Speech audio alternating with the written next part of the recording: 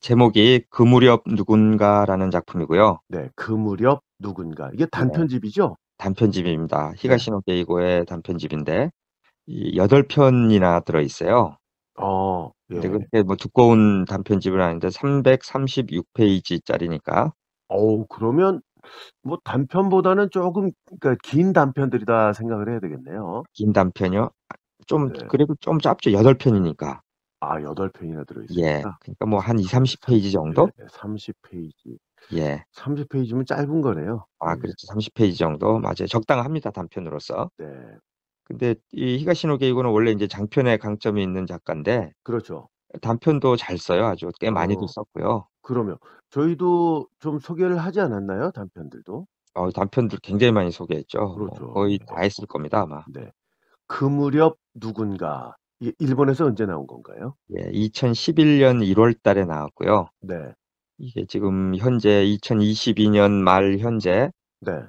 94권, 94권의 그 그러니까 작품이 나온 94 건데, 작품을 썼죠. 예, 네. 그중에 67번째 작품입니다. 아 그러면은 이게 벌써 10년 전인데 3분의 2 지점에 있는 그렇죠. 그 이후로 뭐 계속 작업을 했던 것이 한 30권 가까이를 쓴 거잖아요, 10 그러니까요. 년 동안. 그러니까 대단합니다. 한 10년에 한 30권씩 썼다고 보면 딱 그러니까 1 맞는 것 년에 같아요. 한때 두세 권씩은 엄청나요. 꾸준히 썼다는 얘긴데요. 대단해요, 네. 정말로. 우리는 언제 출간했죠? 한국에서는 2014년 4월, 한 3년 정도 있다가 출간을 했고요. 잠깐만요. 이때쯤이면 히가시노 게이고 그 인기가 우리나라에서도 상당했을 시절인데 맞습니다. 엄청나게 인기 있습니다. 생각보다 번역이 좀 늦어졌네요. 네, 조금 늦었네요. 요거는 네네. 단편집이라서 좀 그런 것 같기도 하고. 그러게요. 장편 위주로 먼저들 맞습니다. 예. 했죠. 예. 번역은 어떤 선생님이 하셨어요? 이혁재 번역가께서 하셨고, 네. 이 히가시노 게이고 작품을 11권이나 번역한 분이에요. 네. 이거 뭐 마니아들 사이에는 꽤나 익숙한 번역자가 되겠죠. 맞습니다. 예. 예. 이게 300 페이지가 넘는다고 말씀하셨잖아요. 예. 네. 그러면은 따지자면은 한 40 페이지, 40 그죠?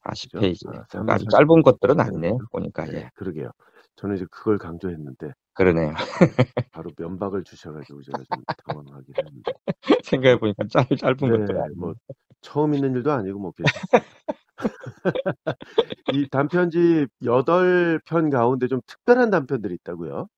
예. 우리 얼마 전에 끝난 장편 비밀 있잖아요. 비밀. 또 교수님 또 너무 좋아하시는 작품. 되게 좋아해서 제가 우리 방송에서 6편이나 다뤘을 정도니까 네. 되게 길게 다뤘거든요. 그러죠. 그 여섯 번에 나눠서. 그러니까요. 예. 그러니까 근데 근데 개연성 그렇게 따지시는 우리 교수님이 비밀은 뭐 전혀 하자 없이 너무 좋은 작품이라고 하고 말도 안 되는 뭐 엄마하고 딸이 뭐 바뀌고 어떻게 말도 안 되네. 그 비밀의 원형이 되는 단편이 실려 있어요. 어떤 작품이죠? 이 아빠 안녕이라고 돼 있는데 이거 비밀 내용을 아시는 분들은 뭔 아빠 얘기인지 안녕 예. 요 네 맞아요. 글자만 보면 맞아요. 제목을 예. 너무 잘 졌는데요. 예. 예. 근데 이 단편이 참 놀라운 게 예. 어 25페이지짜리거든요. 네네. 근데 이 비밀이 원래 500페이지가 넘어요, 장편이. 그렇죠. 근데 그 내용이 거의 빼놓지 않고 다 들어가 있어요. 그러면 20분의 1로 줄여도 소설이 되는 걸 굳이 길게 써 놓은 거네요. 아이 그러네. 예. 이거 팔아먹으려고 그런 거야 그렇지. 뭐야. 책값을 좀 비싸게 받아 이 단편은 뭐 많이 못 받을 거 아니에요. 야 이걸 근데 20 배로 뻥튀기를 할 수가 있네. 근데 제가 진짜 놀랐어요. 예. 왜냐면 '야 정말 이 짧은데 그 내용이 다 들어가 있네.' 인제 그랬고 근데 이제 물론 그래요? 재미는 뭐 비밀 장편에 비해서는 뭐 택도 없죠. 내용만 다 들어가 있는 거지. 예. 그러니까 그래서 뭐 써머리만 읽은 셈이겠죠 뭐. 그렇죠. 네. 맞습니다. 정확하게. 근데 또 놀란 거는 문장들이 25페이지짜리 문장들이 네. 거의 장편에 그대로 사용이 되더라고요. 그러니까 네. 재탕했다는 거잖아요. 고민 없이. 이거 표절인데 이거 자기 표절인데. 예. 뭐 단편을 장편으로 굳이 늘린 이유가 뭘지 애청자 여러분과 함께 고민해 보겠습니다. 예. 근데 한번 읽어 보시면은 네. 재미있어 하실 거예요, 아마. 어. 왜냐면 이제 장편을 대부분 읽으셨을 거기 때문에 네네. '야 신기하다.' 요렇게 그렇죠. 애청자 여러분 가운데는 아마 그런 분들이 많으실 거예요. 예 맞습니다. 그리고 이 명탐정의 퇴장이라는 단편이 있는데 네. 이것도 아주 특별합니다. 왜냐면은 그 명탐정의 규칙이라는 작품이 있거든요. 단편집인데 이것도 저희가 다뤘죠? 다뤘죠. 예. 오래전에 다뤘죠. 네. 네, 그거를 오래전에. 네, 오래전입니다. 아주. 예, 예. 그거를 집필하게 되는 계기가 되는 단편이에요. 아, 그게 명탐정의 명탐정의 퇴장. 퇴장입니까? 예. 퇴장. 예. 근데 이 명탐정의 규칙이 아주 특별한 작품이거든요. 히가시노 게이고에게. 네. 이 뭐냐면 이 작가가 데뷔하고 나서 한 5년 정도 지나고 나서 예. 이 일본은 그때 무조건 그 본격물이거든요. 본격물이 탐정 비슷한 사람이 대유행이었죠. 이제 네. 등장해서 뭐 사건을 해결하는 거죠. 범인 트릭 같은 걸 잡고 트릭 풀어가면서. 푸는. 네. 근데 그거가 이게 아니라는 거를 이제 생각을 하게 되면서 한 90년대 초반 정도부터 이제 뭐 다른 쪽으로 눈을 돌리는데 그러면서 이 명탐정의 규칙 단편집에서 그 본격물의 규칙들 있잖아요. 뭐 네. 알리바이 트릭, 무슨 뭐 범인 뭐 잡기 뭐 이런 것들을 하나하나 다 아주 그냥 깨버리는 이게 뭐냐 유치하다 뭐 이런 식으로 그런 단편집이거든요. 12편이나 실려 있는데 예. 근데 그 책을 쓰는 계기가 된 게 이제 이 그 무렵 누군가에 실린 명탐정의 퇴장이라는 그렇군요. 단편이었다고 합니다. 이 명탐정의 규칙 그 책을 좀 보시기를 제가 추천드리는 게 네. 맨 뒤에 그 무라카미 다카시라는 분의 그 해설이 실려 있는데 예. 꽤 긴 해설이 실려 있어요. 근데 아주 좋습니다. 이게 그 히가시노 게이고의 어떤 전환점이 되는 작품이라고 하면서 하나하나 설명을 해 나가는데 아주 잘 쓴 근데 해설이에요. 그 평론 우리가 소개하지 않았나요? 했습니다. 예, 했습니다. 예. 근데 한번 그 짧게 소개했기 때문에 예. 좀 한번 전체를 다 보시기를 추천드리고요. 네. 그러니까 그리고 저기 명탐정의 규칙을 보라 이 말씀인 거죠. 맞습니다. 예, 예. 맞습니다. 예. 그리고요. 그리고 자고 싶어 죽고 싶지 않아라는 이제 단편이 있는데 이게 이거는 단편 제목이에요? 예, 그 무렵 누군가라는 단편집에 들어 있어요. 그렇습니다. 예, 자고 그게 싶어 죽고 싶지 않아. 예, 이게 이 언뜻 보면 말이 되는 것 같아도 이게 뭔 소리죠? 잠은 죽습니다. 자면 죽는 거군요. 그러니까 자고 싶어 죽겠는데 네. 잠은 자면 죽게 되는 거예요. 죽는다. 아니 아주 그 이거 왜 영화 같은 데 보면 아주 예, 혹하네. 예, 제목 한밤중에 좋죠. 어디에 잠들면 죽잖아요. 맞아요, 맞아요. 딱 그거예요. 그런 거예요? 근데 요것도 그 작가가 이제 출판사에 작품을 보내놓고 네. 마음에 들지 않아서 네. 이 마감을 불과 몇 시간 앞두고 처음부터 새로 썼다고 하는 야. 작품이에요. 그럼 몇 시간이면 또 한 작품씩 쓰네. 마감 좀 늘렸겠죠? 그렇죠. 근데 이게 1년에 3편씩 쓴다고 막 놀라고 그랬는데 본인은 정작 한 3주 만에 써 놓고 그러니까 나머지 한 40몇 주는 쉴 수도 있어요. 대단한 작가인데 요 작품 이 이야기를 듣고 나서는 저는 이제 그 우리 라플라스의 마녀 정말 방송 초창기에 했던 그 네, 맞아요. 작품인데 네. 이게 이제 2015년 일본에서 출간됐는데 요때는 이 장편이거든요. 네. 요때는 초고를 출판사에 보내놨어요. 그러니까 요거 그 방송 때도 얘기한 건데 네. 라플라스의 마녀 이 출판사에서는 읽어보고는 와 이건 너무 좋다 막 그랬는데 갑자기 전화가 왔어요. 히가시노 게이고한테. 그 마음에 안 들어서 지금 자기가 다시 쓰고 있으니까 그거 폐기하라고. 그래서 아니 괜찮은데 그러니까 아니라고. 그래서 폐기했는데 두 번째 원고를 또 보내왔는데 이거는 이제 완전히 환호성이 울릴 정도로 마음에 들었는데 이것도 다시 전화가 와서 아니다고 이것도 보내놓고 나니까 별로였다고 이제 뭐 이렇게 그 대단한 그 뭐라 그럴까요 좀 그 강박적일 정도로 그 완성도에 대한 어떤 집착이 있는 작가였더라고요 보니까. 그러니까 지금 얘기하신 것도 라플라스의 마녀 얘기하시는 거죠? 그렇습니다. 라플라스의 마녀 얘기입니다. 제가 정리를 계속 해드려야 되는 게 맞아요. 우리가 그 무렵 들으시는 누군가를 얘기하고 있는데 자꾸 다른 얘기들이 나와서 맞아요. 정리해드리고 있어요. 그러니까 확실하게. 어쨌건 자고 싶어 죽고 싶지 않아도 두 번째, 그러니까 한 번 더 쓴 것이고 예, 라플라스의 마녀 때는 무려 3번째 다시 맞습니다. 쓴 거로 책을 예, 냈다 이런 얘기인 거죠. 맞습니다. 예. 뭐 작가의 말 요거 라플라스의 마녀는 넘어갈까요? 얘기해 드릴게요. 할까요? 예. 라플라스의 마녀 쓸 당시 이제 얘긴데 그러니까 그 히가시노 게이고가 어떤 작가인지 예. 그 단면을 알 수 있다는 거 아닙니까? 네. 맞습니다. 예. 지필 중반 제 자신이 상식이라는 것에 사로잡혀 있었습니다. 그래서는 이 작품은 쓸 수 없다는 것을 깨달았지요. 지금까지의 내 소설을 깨부수고 싶었습니다. 그랬더니 이런 작품이 나왔어요. 예. 이게 80번째 작품이었거든요. 어, 근데 네. 그런데도 불구하고 이렇게까지 정말 대단하죠. 정말. 그렇죠. 그러니까 이제 자기 소설을 깨부수고 싶었다. 예. 이런 그 끊임없는 부단한 노력이 있었기 때문에 지금의 히가시노 게이고가 있는 거죠. 그럼요. 예. 예. 그러니까 이런 그 과정들이 없는, 그러니까 다작이라고 무조건 다 좋은 작품들만 있는 건 아니거든요. 그럼요. 근데 맞습니다. 예. 정말 변신하고 새롭게 말이죠. 나와야 되는데, 그러니까 어떤 작가들은 다작이긴 하지만 척 보면 아, 이거 무슨 얘기했구나. 금방 알아차리는 맞아요. 작품들이 있거든요. 그런 거 많죠. 예. 그러니까 그런 관점에서는 히가시노 게이고는 정말 대단한 작가다. 맞습니다. 네. 교수님한테는 이제 그 조인 계획은 이제 실패작으로 꼽히긴 했습니다만. 조인객만 아니었으면 정말. 네. 근데 그 작품도 예. 좋아하시는 분들 많다니까요. 재밌게 읽으셨다는 분들도. 많아요. 예. 많아요. 그 교수님의 그런 개인 감정이 또 이렇게 또 들어가게 됩니다. 자, 그 무렵 누군가 총 8개 단편으로 이루어져 있다고요. 예. 첫 작품 번째 특징하고 줄거리 뭐 잠깐 얘기해 그럴까요? 주시죠. 예. 예. 첫 번째 수수께끼가 가득인데 뇌종양에 걸린 대기업 오너의 유언장을 둘러싸고 이제 서로 재산을 차지하려는 자식들의 혼의 자식이 있고 어. 자식들과 혼의 자식 예. 그리고 이들과 결탁한 이해관계자들 이제 암투가 있어요. 와, 이거는 우리나라에서 드라마로 만들어도 돼요. 이거 완전히 뭐 막장 드라마 이제 아주 막 뭐 나오는 거죠. 전형적인 어느 날 그 문제의 유언장이 감쪽같이 사라졌어요. 딱 한국 드라마네. 예. 근데 이제 더 재밌어요. 네. 그 유언장을 훔친 범인이 또 살해됐습니다. 아, 그래요? 막 꼬아놨죠. 그러네요. 그래서 이 사건 해결을 위한 유일한 단서는 그 숨진 범인이 있잖아요. 근데 예. 그 애인이 있어요. 어. 애인과 살인 현장에서 발견된 다잉 메시지가 또 있어요. 네.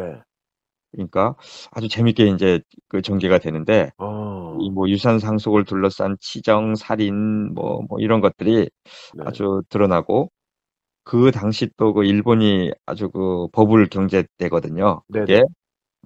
막 이제 무너지려고 하던 때인데 그런 시절 또 이제 뭐 풍속도도 아주 흥미롭게 묘사되어 있는 재밌는 작품이고요. 이게 최근 몇 년 전이었던가요? 그 펜트하우스라는 작품이 있었잖아요, 드라마. 있죠. 예. 그 비슷한 것 같은데 이렇게. 그래요? 저는 못 봐가지고. 부자들 얘기 나오고 뭐. 그렇구나. 예, 포르쉐를 막 준다고요? 추첨으로? 추첨으로 막 포르쉐를 주는 파티가 열리고 막 이런 것까지 나와요. 막. 그래요. 우리 같은 사람 이제 서민들 정서엔 좀 안 맞아요. 그렇죠. 예. 다음 작품은요. 그 네 번째 재생마술의 여인. 요거는 재생마술의 여인. 예, 우리 좀 스토리가 있죠. 이거는 예. 그 원래 이 단편을 우리가 스포일러 편으로 하려고 했는데 맞아요. 근데 이거 원고가 준비돼 있으니까 예, 언젠간 한번 또 다룰 수 있겠어요. 한번 할까 다룰 재생마술의 겁니다. 여인. 이거는. 예. 근데 이제 어떤 저희가 내용인가요? 어떤 내용이냐면 그 작가의 기발한 상상력이 돋보이는데 젊은 부부가 아이가 없어요. 예, 그 양자를 구하던 중에 산부인과에 근무하는 어느 여인으로부터 사내 아이를 소개받아요. 그래요? 이제 양자를 입양하는데 예. 근데 이 여인에게 그 산부인과에 근무하는 이 여인에게 10살 어린 여동생이 있었는데 7년 전에 애인에게 살해됐어요. 근데 이제 10년 전에 언니가 사건 현장에서 동생의 몸에 남아있던 범인의 정액을 채취해서 이제 이런 얘기가 막 펼쳐지는데 아주 재밌습니다. 그것도. 교수님, 요것도 이렇게 그럴 법한 이야기는 아닌데요. 네? 아니요, 읽어보면 개연성은 많이 떨어지는데. 산부인과에 근무하니까 산부인과. 아니, 아무리 그래도 그렇죠. 이거 지금 뒷얘기를 안 하셔서 그런데 뒷얘기 안 했어요. 이 뒷얘기까지 에이, 교수님께 잣대가 이렇게 왔다 갔다 하시면 어떡해요? 이거 재밌어요, 이거. 예. 그리고 또 다른 작품들이 이 밖에 무슨 다중인격을 가진 소녀를 이용해서 살인을 저지르는 아주 기상천외한 소재의 범죄 스릴러도 있고 레이코 어. 레이코인데 예. 요건 장편으로 해도 될 법하다 싶을 정도로 아주 소재가 좋았어요. 예. 그리고 짝사랑하는 여자 상사가 놓은 아주 교묘한 덫에 빠져 목숨을 잃기 직전에 처한 남자. 어. 이게 아까 얘기한 자고 싶어 죽고 싶지 않아. 예. 그거고 그 삼중 밀실 살인 사건을 명쾌하게 해결해 스타덤에 오른 과거의 명탐정이 있어요. 이제 노인이 됐는데 비슷한 사건을 맡게 되는데 아주 뭐 웃기게 아주 전개됩니다. 이게 이제 아까 얘기한 그 명탐정의 규칙에 네. 그 계기가 됐다는 그 명탐정의 퇴장 음. 이고요. 또 영주의 첩을 건드렸어요. 예. 그 네, 뭐 서양 옛날 얘기가 얘기인가 나오더라고요. 보네요. 예. 예, 서양 얘기가 나와. 예. 그 이름도 서양 이름으로 나오는데 주인공이. 아 그래요? 예. 어. 영주의 첩을 건드린 죄로 절세의 미인 혹은 호랑이 그리고 또 제3의 무엇이 튀어나올지 모르는 그 문을 열어야 돼요. 예. 이제 벌로. 근데 웃긴 어. 거는 미인도 튀어나올 수 있어. 어. 아니면 호랑이도 튀어나올 수 있고. 예예. 근데 이 제3의 문이 또 재밌습니다. 뭔지를 몰라요. 아. 근데 결국 뭐 이제 제3의 문을 여는데 예. 아주 뭐 좀 웃깁니다. 예. 아 제가 최근에 일본 영화를 한 편 봤는데 예. 요즘 뭐 넷플릭스에 많으니까요. 예예. 요런 스타일이 있었는데 아, 그래요? 계속 그 미로를 빠져나가야 돼요. 문을 계속 열어야 돼요. 아이, 궁금한데. 예. 제한된 시간 배틀 내에. 로얄 근데 뭐 이제 이런 거 아닌가? 잘못 열면 이제 예. 가는 거고. 죽는 거지. 네. 오징어 게임 뭐 비슷하잖아요. 예. 오징어 게임 그러니까 지금 문을 연다고 표현하셔 가지고 그런데 아, 실제로 문 문을 여는 엽니다. 문을 네. 열어야 됩니다. 상당히 그거 재밌네요, 그거. 네. 근데 개연성은 많이 없어요. 이 그 무렵 누군가 이게 뭐 네. 일본에서 드라마로도 만들어져서 아주 큰 인기를 끌었다고요? 예, 2012년에 후지 TV에서 11부작으로 히가시노 게이고 미스터리즈라는 드라마가 방영됐고요. 이거 얘기를 몇 번 했던 것 같은데요. 예. 왜냐면 이 단편집 3개를 이렇게 해서 뽑아가지고 3개에서 뽑아서 맞아. 11부작을 만들었어요. 맞아요, 그래서 맞아요. 그 무렵 누군가에서 4편, 음. 범인 없는 살인의 밤에서 5편, 수상한 사람들에서 2편 이렇게 네. 뽑았는데 이 그 무렵 누군가에서 이 다룬 4편은 이 수수께끼가 가득 요거하고 레이코와 레이코, 재생마술의 여인 그리고 20년 만에 지킨 약속 이렇게 4편을 다뤘는데 이게 참 재밌는 게요. 그 한 편 한 편이 아주 그 배우가 다 바뀌어요. 네. 11부작 만드는데 배우가 굉장히 많이 등장하잖아요. 그러니까. 예예. 근데 이 꽤 그 유명 배우들이 나오고요. 어. 연기도 아주 잘하고 음. 그 아주 재밌게 잘 만든 아주 드라마입니다. 그렇군요. 우리나라에서 이 뭐 볼 수 있는 방법이 있나요? 유튜브 좀 검색해 보면 나오나요? 모르겠습니다. 어디 예. 있을지 예. 모르겠습니다. 찾아보셔야 될 거예요, 아마. 네. 저 이 작품 뒤에 있는 저자 후기가 무척 재밌다고요. 예, 재밌습니다. 소개해 주시죠. 예. 지금 쓰는 이 졸문은 그저 저의 변명입니다. 이번에 소개하는 작품들은 지금까지 어떤 형태로든 발표되지도 그 어떤 단편집에도 수록되지 않은 작품들 뿐입니다. 왜 이렇게 되었는지는 각각의 이유가 있어요. 이것들은 하자 있는 물건이기 때문입니다. 하자 있는 상품을 내놓기 위해서는 그 하자에 대해서 설명이 필요하겠죠. 이 작품을 쓸 당시에는 일본의 거품 경제가 정점에 있던 시기였습니다. 당시 게재하려던 출판사가 망해버려서 갈 곳을 잃고 그대로 발표하지 못한 채 20년이 지나버렸어요. 이제 와서 다시 읽어보니 이건 이미 시대극이 되어버린 느낌입니다. 하지만 곰곰이 생각을 해보니까 이건 이것대로 재미있을 수도 있겠다 싶어서 이번에 발표하게 되었습니다. 특히 8번째 단편인 20년 만에 지킨 약속은 어떤 의미로 이 단편집 중에 최대의 하작품입니다. 탈고 후에도 마음에 들지 않아서 다시 읽어보지도 않았지요. 다른 단편집에 수록하지 않았던 것도 바로 졸작이었기 때문이었어요. 하지만 얼마 전에 담당 편집자가 그렇게 나쁘다고는 생각되지 않는다 하고 집요하게 설득해서 다시 읽어보니까 확실히 그렇게 나쁘지는 않았습니다. 왜 그렇게 마음에 안 들었을까 생각을 해보니 아무래도 처음에 구상한 계획대로 이야기를 풀어내지 못해서라는 결론에 도달했습니다. 당시에 저는 미스터리는 이렇게 써야 한다 하는 나름의 생각에 갇혀 있었던 것 같습니다.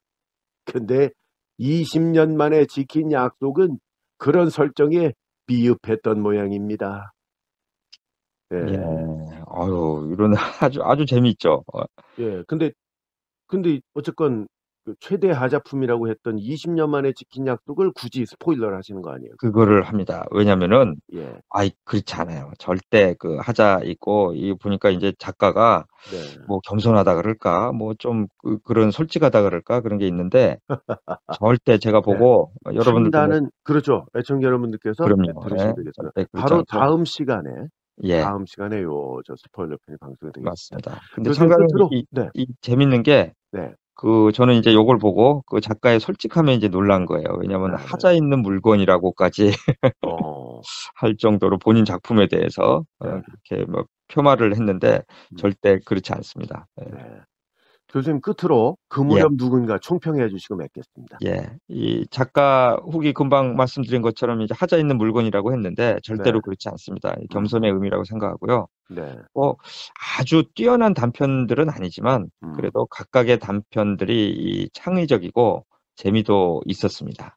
여기 8편이 실려 있다고 말씀하셨어요. 그렇습니다. 그중에 제일 마지막으로 실려 있는 단편 20년 만에 지킨 약속. 이제 스포일러 편으로 보내드리기로 예. 했었죠. 예.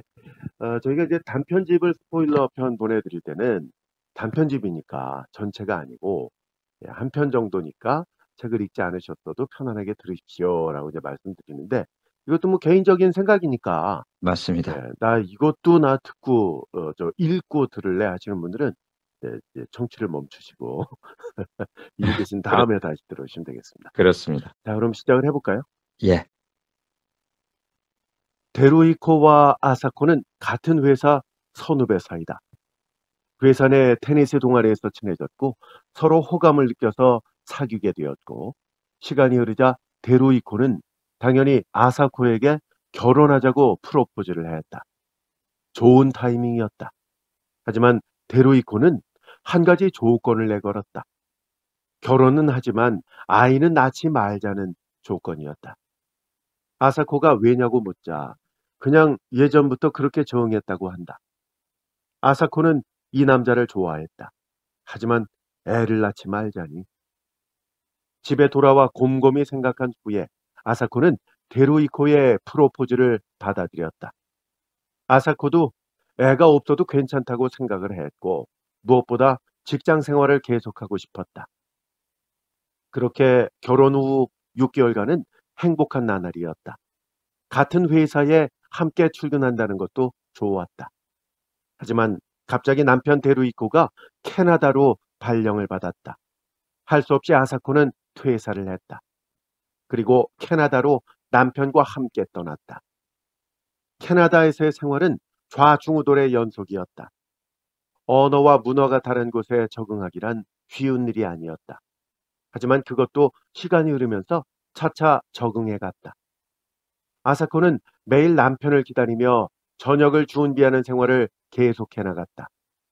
하지만 어느 날 아사코는 문득 무료한 생활 속에서 아이가 있었으면 좋겠다 하는 생각을 했다. 그 이야기를 남편에게 하자 남편은 한마디로 딱 잘라 아이는 낳지 않는다고 말했다. 그리고 결혼 전에 그 조건을 전제로 결혼하지 않았느냐고도 말한다. 그렇게 1년이 지났다. 아사코는 점점 식욕을 잃어갔고 우울해졌다. 결국 아사코는 손목을 그어 자살을 시도했다. 놀란 데루이코는 2주간의 휴가를 받아 아사코와 함께 도쿄로 돌아왔다. 1년 만에 도쿄로 돌아와 친정을 방문하자 아사코는 살 것 같았다. 친정아버지는 남편인 데루이코에게 아이는 아직이냐고 묻는다. 부모님들에게는 아이를 갖지 않기로 했다는 말을 하지 않았었다. 아이 얘기가 나올 때마다 데루이코는 조만간이라고 얘기하면서 그 자리를 모면했다. 그런데 그날은 달랐다. 이제 슬슬 가져야 되겠다고 남편이 말한 것이다.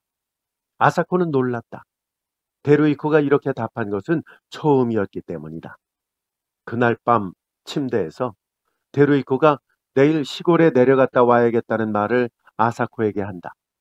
그리고 그곳에 있는 어릴 때 친한 친구를 만나고 오겠다는 말을 한다. 다음 날 아침 남편이 그 친구와 통화하는 것을 아사코가 우연히 들었다. 그런데 남편이 이상한 이야기를 하는 것이다. 아이 일 때문에 할 얘기가 있다고 친구에게 전화로 말한 것이다. 전화를 끄는 데루이코는 아사코에게 전화 상대가 고이치라는 친구인데 시골에서 카페를 하고 있고 오늘 그 친구를 만난다는 이야기를 한다. 남편이 시골로 떠난 뒤 방에 홀로 있던 아사코는 남편이 친구와 나눈 이야기에 신경이 쓰인다. 아이 일 때문에 할 얘기가 있다. 라는 말, 무슨 뜻일까? 이 궁금해서 참을 수가 없었다. 게다가 어젯밤에 친정아버지 앞에서 남편은 술술 아이를 가질 때가 되었다고도 말했다. 이런 궁금증을 참을 수가 없어서 아사코는 남편이 간 시골로 뒤따라가기로 했다. 그곳은 결혼 전에 딱 한 번 가본 적이 있었다. 아사코는 기차를 타고 남편의 이 시골 동네에 도착하는데 그 도착해서 남편 친구가 한다는 카페를 찾아갑니다. 카페가 위치한 도로 앞 코너를 돌자 바로 앞 가게 유리문이 열렸어요. 거기서 누군가 나왔습니다. 데루히코의 친구인 고이치였어요. 아사코는 얼른 몸을 숨겼습니다. 뒤이어서 남편인 데루히코도 같이 나왔어요. 두 남자는 아사코가 왔던 길과 반대 방향으로 걷기 시작했습니다. 그녀는 조금 뒤에서 따라갔어요. 두 사람은 뭔가 대화를 나누면서 걸었지만 그녀에겐 들리지 않았어요. 두 남자는 산을 향해 계속 걸었습니다. 마침내 산 밑 작은 공원 묘지 앞에서 그들은 발걸음을 멈췄습니다. 두 사람이 묘지 안으로 들어갔어요. 데루이코가 손에 꽃을 들고 있다는 걸 그제서야 아사코는 알아차렸습니다. 두 사람은 한 묘비 앞에 멈춰 서더니 꽃을 바치고 나란히 합장하고 고개를 숙였습니다. 아사코는 누구의 묘일까 궁금했어요. 두 사람은 묘비 앞에서 몇 분 정도 얘기를 나눴습니다. 그리고 그들이 묘를 떠나려고 해서 아사코는 다른 곳으로 얼른 몸을 숨겼어요. 이대로 두 사람의 뒤를 쫓을 생각이었습니다. 그런데 갑자기 눈앞에 처음 보는 여자가 나타났어요. 몸집이 크고 얼굴이 포동포동한 여자였어요. 아사코는 처음에는 자신과 관계없는 여자인 줄 알았습니다. 하지만 여자는 아사코에게 말을 걸어왔어요. 무라카미 데루히코 씨의 부인이 아니냐고 물었습니다. 아사코는 깜짝 놀랐어요. 여자는 자신이 데루히코와 함께 있는 고이치의 아내인 구미코라고 소개를 합니다. 아사코는 그녀에게 왜 여기에 와 있냐고 묻자 구미코는 아사코에게 당신과 같은 이유라고 말을 합니다. 뭐가 뭔지 어리둥절한 아사코에게 구미코는 일단 카페로 가자고 합니다. 데루이코와 고이치는 아마도 술집에 가서 늦게나 돌아올 거라고 말을 해요. 그리고 왜 자기가 남편을 미행했는지 알고 있는 데까지 말해주겠다고 해요. 아사코는 고이치 부부가 주인으로 있는 카페에 가서 구미코로부터 왜 두 남자가 묘지를 방문했는지에 대한 얘기를 듣습니다. 묘지의 주인공은 20년 전 8살 때 죽은 하루미라는 아이이며 아마도 데루이코와 고이치와는 어렸을 적에 같은 동네에 살았던 것 같다고 말해줘요. 아사코가 왜 하루미가 8살에 죽었을까 궁금해하자 구미코가 말해줍니다. 20년 전 8살인 하루미는 묘지 뒤편 산길에서 지나가던 괴한에게 갑자기 습격을 당해 죽었다고 하면서 이 동네에서는 유명한 사건이었다고도 말해요.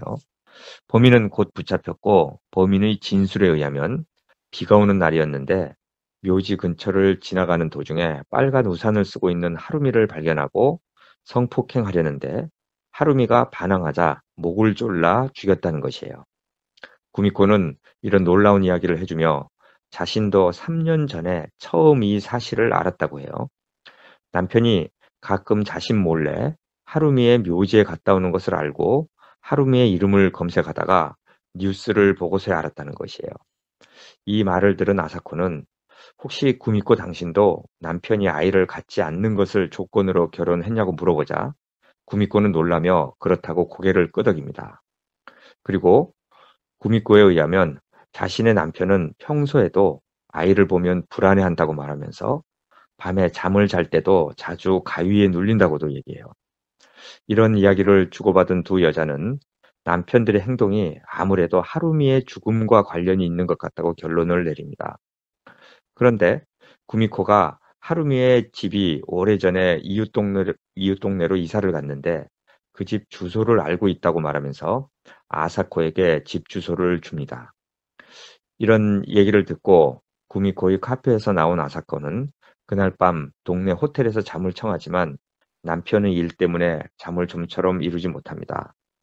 다음 날 아사코는 하루미 부모의 집을 찾아가 보기로 해요.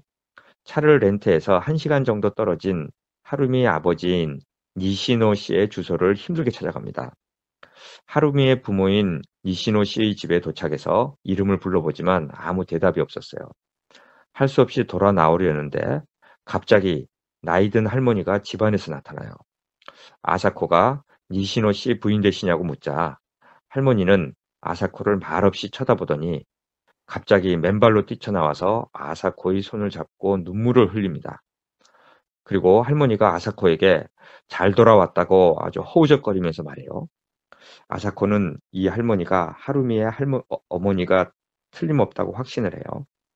아사코가 자신은 하루미가 아니라고 말하자 할머니는 아사코의 팔을 붙잡고 하루미, 하루미 하면서 웁니다. 그때 한 남자가 마당으로 들어왔어요. 그는 할머니의 어깨를 부드럽게 어루만지면서 하루미에게 분양할 시간이라면서 할머니를 달랩니다. 그러자 울던 할머니가 잠잠해졌고 아사코의 몸에서 떨어졌어요.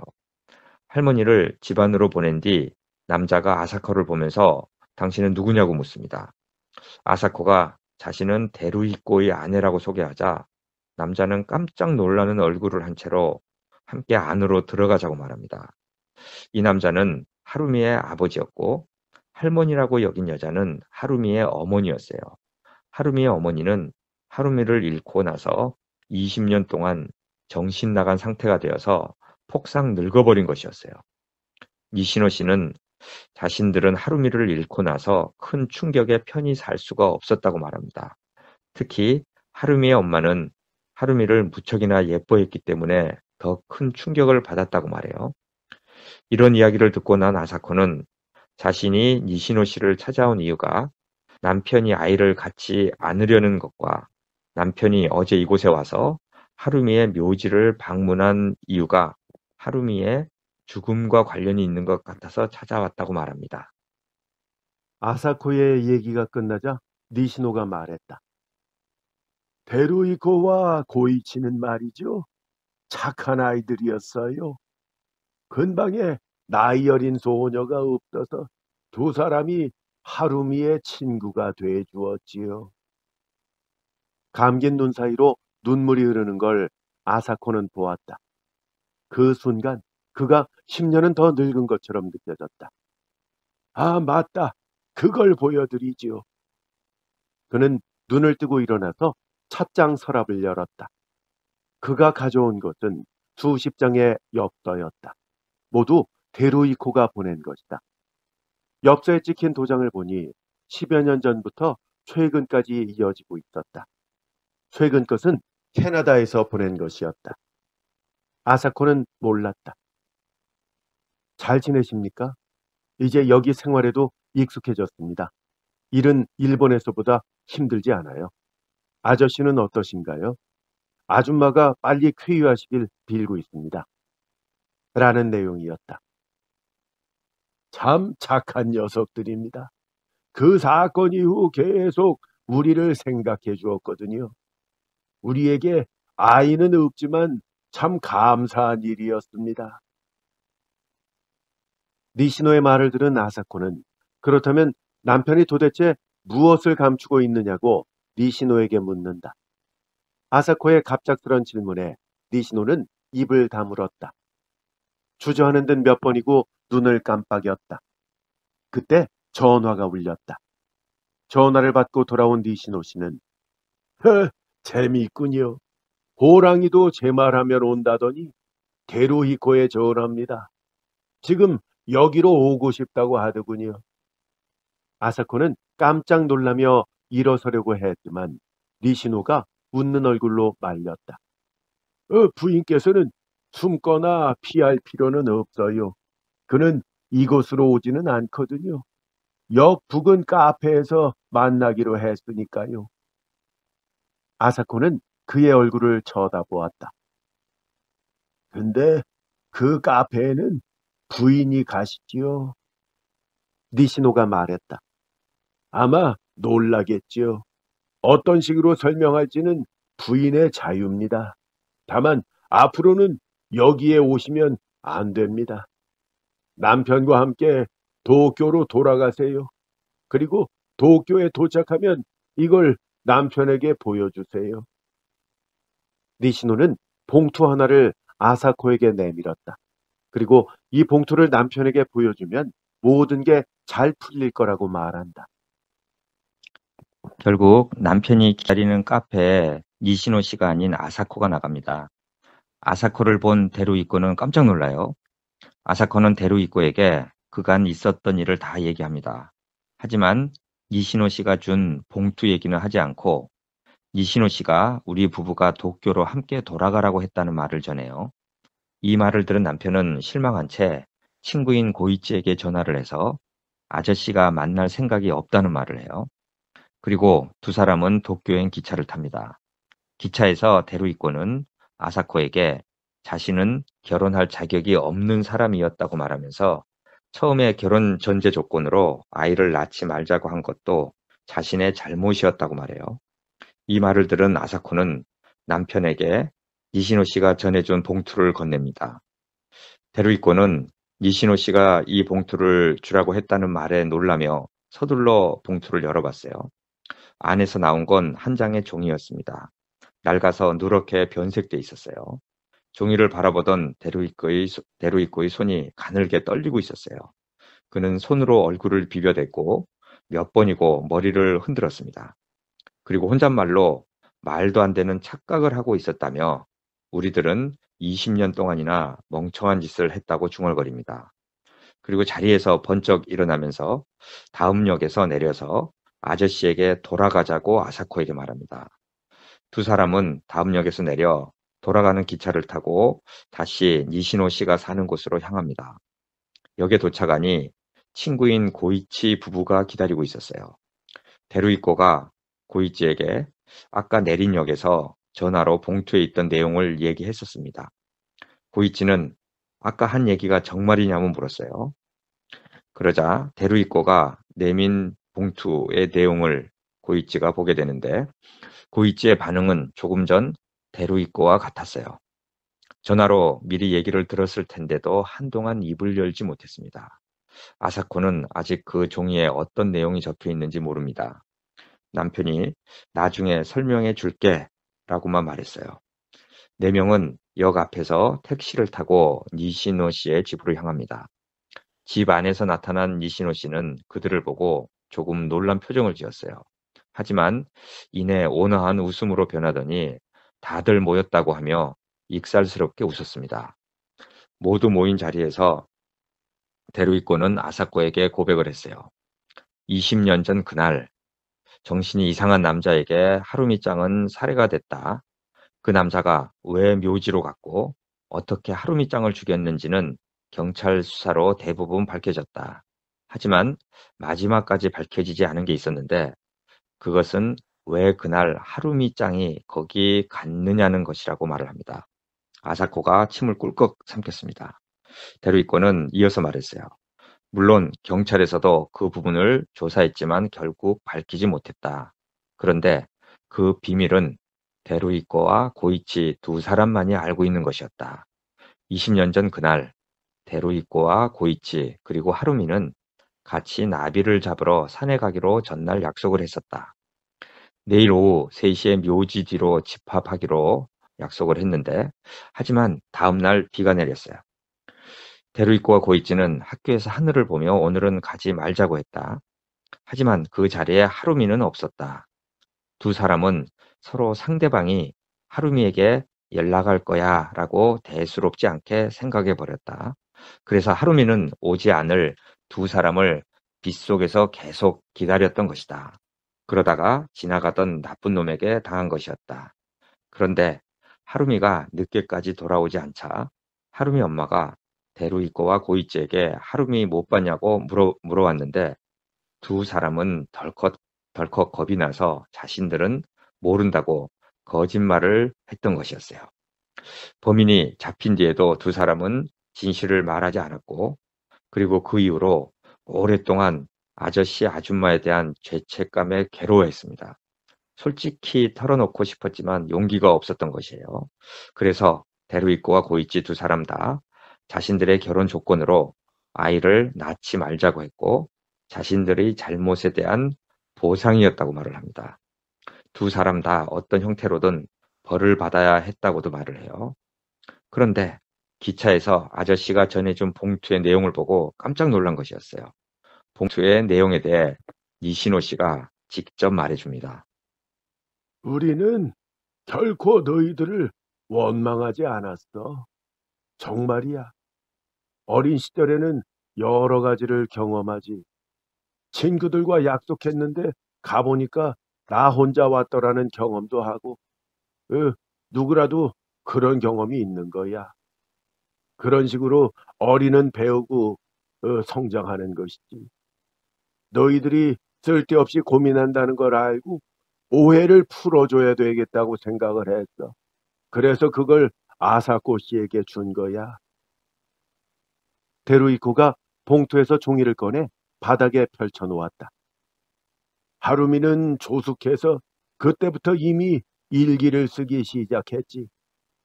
니시노는 말했다. 이건 사건 전날 그 애가 쓴 거야.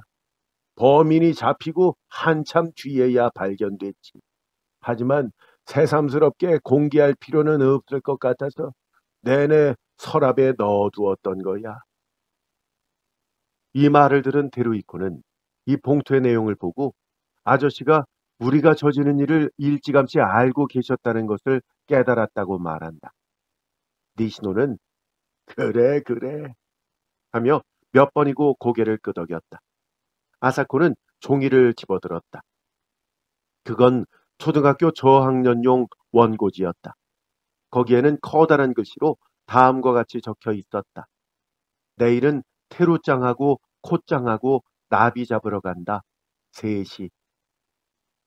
니시노 씨는 데루이코와 고이치가 하루미와 만나기로 했었다는 것을 이미 알고 있었던 것이다. 그럼에도 두 사람을 탓하지 않았던 것이다. 니시노가 향이 타오르고 있는 불단을 바라보았다. 20년 만에 마침내 약속한 사람들이 와주었네. 참 좋지, 하루미. 말없이 앉아있던 하루미의 어머니도 하루미짱 참 잘 됐네 하고 생긋 웃으며 사진 속 소녀를 바라보았다. 예, 이렇게 소설이 끝나게 됩니다. 이거 참 마음 한켠이 좀 아려오기도 맞습니다. 하고요. 예, 읽어보면은 그런 마음이 딱 아련하다는 표현이 맞습니다. 딱 정확할 정도로 그리고 끝까지 하고. 감동도 있고요. 예, 맞습니다. 예. 야, 이걸 어떻게 안 물어봤죠? 막 추궁했을 것 같은데. 그러니까 이게 되게 착한 사람들의 이야기예요, 사실은. 그렇죠. 그 노인이 된 하루미의 그 아버지도 참 착한 사람이고, 그 아이들이었던 애들도 이제 아주 착한 아이들이었던 거죠.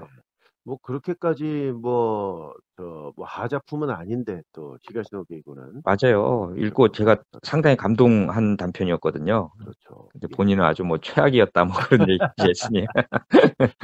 이거 하고 그리고 지난 시간에 잠깐 말씀을 해주셨는데 가만히 있죠. 어떤 작품이었더라요? 예, 재생 마술의 여인. 예, 요거는 저희가 언젠가 깜짝 선물처럼 맞습니다. 여러분께 또 소개를 해드리겠습니다. 맞습니다.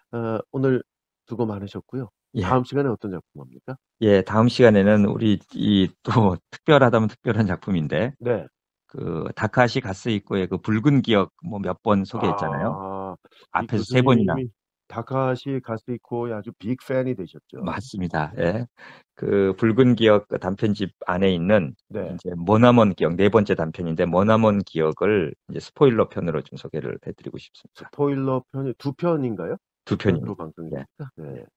그럼 이걸로 이제 올해가 마무리가 되겠네요. 맞습니다. 예. 아니, 근데 이게 단편집에 지금 몇 편이 들어있는지 모르지만 7편. 예. 7편 중에 4번째 맞아요. 소개를 한다는 거. 그럼 반 이상을 소개를 하는 셈이에요. 맞아요. 네. 한 편 정도 더 할 것 같아요. 아, 그러세요?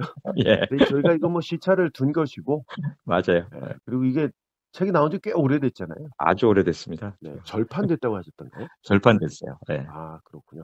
그럼 뭐 저희 방송을 통해서밖에 작품을 예. 만날 수가 없으니까, 그렇습니다. 예, 사서는 읽을 수가 없는 책이니까 예. 이렇게 참고해 주시면 되겠습니다. 성균관대학교 박인권 교수님과 함께했고요. 저는 아나운서 원지범이었습니다. 교수님 다음 시간에 뵙겠습니다. 안녕히 계세요. 애청자 여러분 감사합니다.